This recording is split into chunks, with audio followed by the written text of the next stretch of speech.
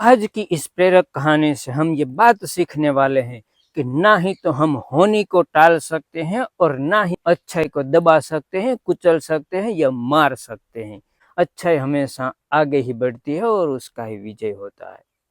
Hello दोस्तों, मैं हूँ राजेश आहिर।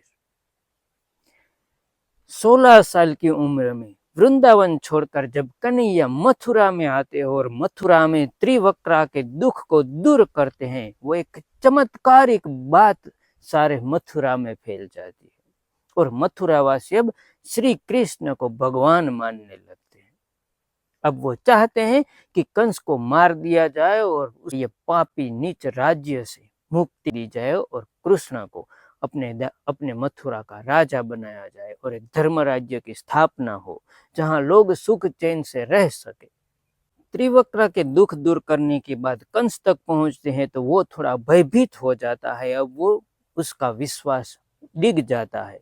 वो पहले से जब देवकी और वासुदेव को जेल में डाला था, उस भविष्यवाणी को नाकाम करने के लिए कि जो उसे मारने के लिए बोलाई गई थी, उसने भविष्यवाणी को नाकाम करने के लिए वासुदेव और देवकी को काल कोठरी में बंद कर दिया था। फिर भी 8वां बच्चे का जन्म होता है और जन्म होते ही वो कहीं और चला जाता है। आज 16 साल बाद वापस वही लड़का, वही ताकत, वही ऊर्जा और उसके पीछे लोगों को पागलपन के साथ मथुरा में आता है। कंस को अब भविष्यवाणी का भय बहुत ही सताने लगता है। कृष्ण को मारने के लिए वो उसके रास्ते में कुवलयापिड़ जैसे भयंकर हाथी को लाते हैं, जिसने कई युद्धों में महाविनाश किया था। उसको भी श्री कृष्ण परास्त कर देते हैं, उसको भी वो सुला देते हैं। अब वहां से कृष्ण आगे बढ़ते हैं, तभी उसके रास्ते में एक बाहु युद्ध के लिए 2 अखाड़े बनाए जाते हैं। ये सारा का सारा आयोजन कृष्ण और बलराम को मारने के लिए आयोजित किया गया था। इसमें ना ही कोई रमत के नियम थे, ना ही कोई पाबंदी थी, कुछ भी नहीं था। ये सिर्फ मौत का तांडव होने वाला था और किसी भी तरह से कृष्ण को मारना था। और ये अखाड़े में जीत जाएगा तो उसे कंस अपनी तलवार से मारने के लिए तैयार था। कृष्ण धीरे धीरे आगे बढ़ते हैं। वो भी दर्शकों के साथ इस अखाड़े के आसपास में बैठ जाते हैं और आनंद लेने लगते हैं। तभी एक पर्वतीय काया वाला चाणूर महाबली, जो आज तक कभी भी अखाड़ा में हारे नहीं था, हर एक अखाड़े में उसने अपने विरोधियों को जमीन पर गिरा दिया था, जीतता आता था, अजय था, वो आज लड़ने के लिए आया है। और उसके साथ दूसरा भी ऐसा ही एक बाहु युद्ध का महाबली मुष्टिक उसके साथ आता है। चाणूर और मुष्टिक बड़े ही जोर जोर से आवाज करके चिल्लाते थे, सारे मथुरा वासियों को आनंदित करते थे। वो ऐसा माहौल खड़ा कर रहे थे कि खेल का मजा दुगना हो जाए। उसके सामने खेलने वाला कोई खिलाड़ी नहीं था, पर किसी भी तरह के आयोजन से कृष्ण और बलराम को अखाड़े में लाने का था। चाणूर कृष्ण के पास जाता है और उसे कहता है कि क्या आप में शक्ति नहीं है? आप मेरे साथ युद्ध नहीं कर सकते? आप मेरे साथ बाहु युद्ध नहीं कर सकते? आप में ताकत नहीं है? लोग मिथ्या ही आपके बारे में बात करते हैं। ऐसी बातें करके वो कृष्ण को बड़ा गुस्सा देने की कोशिश करते थे, लेकिन कृष्ण ने अपनी छोटी सी आयु में बहुत कुछ सीख लिया था। वो क्रोधित बिल्कुल नहीं होते और मुस्कुराते रहते हैं। फिर से चाणूर कृष्ण को गुस्सा करने की कोशिश करता है। वो उसे कहते हैं कि क्षत्रिय नहीं है, आप लड़ नहीं सकते, बच्चों के साथ खेलने चले जाओ, आप बच्चों के खेल करते हो, आप किसी युद्ध में नहीं चलते, आपको कोई युद्ध नहीं आता, के काबिल ही नहीं हो। किसने आपको भगवान का रूप दिया? किसने आपको भगवान का नाम दिया? क्या 2-4 राक्षस को मारने से कोई वीर बन जाता है? आओ मेरे साथ युद्ध करो। लेकिन कृष्ण फिर भी मुस्कुराते हैं, वो कुछ नहीं कहते। चाणूर बहुत ज्यादा प्रयास करते हैं, तब श्री कृष्ण सिर्फ इतना कहते हैं, मेरे पिताजी ने मुझे मना किया है, उसकी अनुमति के बिना मैं आपके साथ बाहुयुद्ध नहीं करूंगा। तब चाणूर उसके पिता का अपमान करते हैं और कहते हैं उसे क्या मालूम पड़ता है, वो तो दूध बेचने वाला ग्वाल है, उसे क्या मालूम पड़ता है, वो क्या जाने क्षत्रिय की रस्म क्या होती है। और ये अपमान श्री कृष्ण सह नहीं पाते। दूसरी ओर मुष्टिस्क बलराम जी को क्रोधित करते हैं। बलराम जी को क्रोधित होने में ज्यादा देर नहीं लगी। बलराम थोड़े ही देर में क्रोधित हो जाते हैं और मुष्टिस्क के साथ अखाड़े में कूद जाते हैं। वो इतने तेजी से मुष्टिस्क पर प्रहार करते हैं कि उसे प्रत्युत्तर देने का मौका ही नहीं मिलता और थोड़ी ही देर में वो मुष्टिस्क का सर तोड़ देते हैं और बलराम अपने युद्ध को जीत लेते हैं। श्री कृष्ण अपने पिता का अपमान सह नहीं पाते और वो अखाड़े में उतर जाते हैं युद्ध करने के लिए। वो चाणूर को बहुत दौड़ाते हैं। इतना विशाल काय पर्वतीय शरीर था चाणूर का। उसको रिंग में चारों ओर दौड़ाते हैं, दौड़ा दौड़ा के उसे थका देते हैं। फिर वो उसकी गर्दन पर बैठ जाते हैं और उसके सिर को तोड़ देते हैं।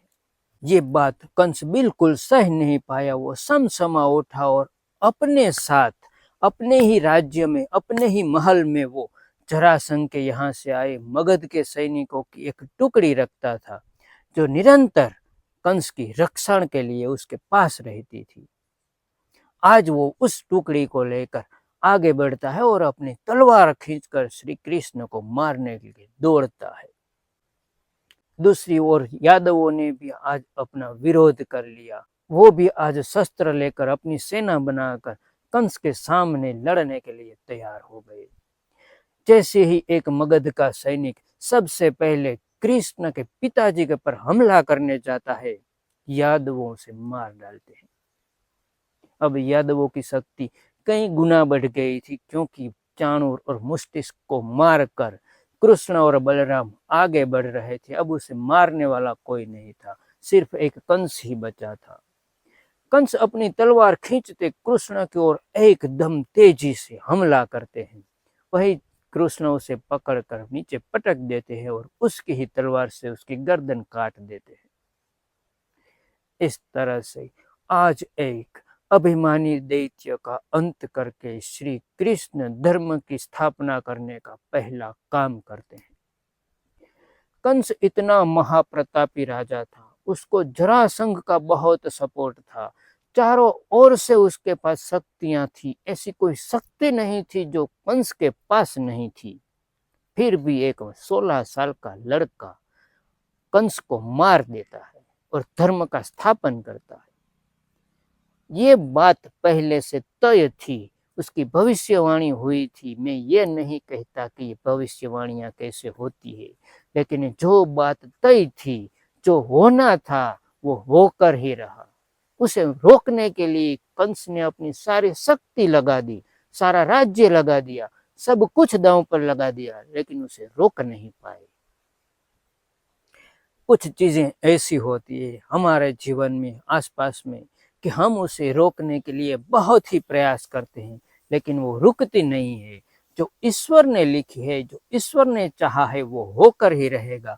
बेहक का टेंशन नहीं लेने का, बेहक का टेंशन नहीं लेना। कुछ भी ज्यादा सोच विचार करके चीजें बिगड़े ऐसी बात नहीं करना। जो होनी है वो वक्त आने पर होकर रहेगी। ना ही इसे हम रोक पाए हैं, ना ही कंस रोक पाया है, ना भगवान श्री कृष्ण रोक पाए थे। भगवान श्री कृष्ण की मृत्यु एक साधारण पारखी से होती है, वो भी बात हम जानते हैं। इसलिए होनी को कोई नहीं टाल सकता। ज्यादा भविष्य के विचार नहीं, ज्यादा निष्फलता के विचार नहीं, ज्यादा नासीपास के विचार नहीं।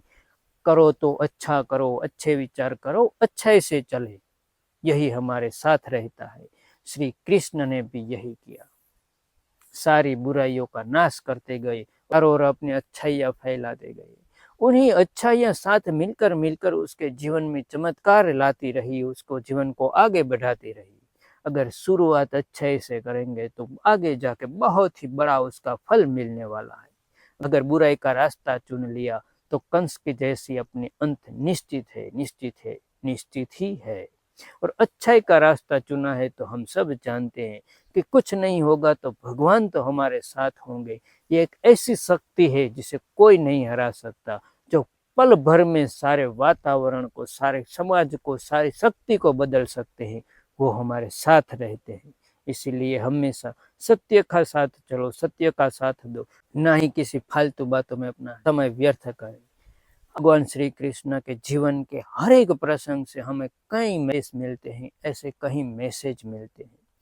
ऐसे हर एक मैसेज में आप तक पहुंचाता रहूंगा। मैं प्रयास करता रहूंगा कि अच्छे से अच्छी तरह से हम सब श्री कृष्ण जी को हमारे जीवन के साथ जुड़कर समझ पाए। भगवान श्री कृष्ण की कृपा हम सब पर बनी रहे। स्वस्थ रहो, खुश रहो। जय श्री कृष्ण।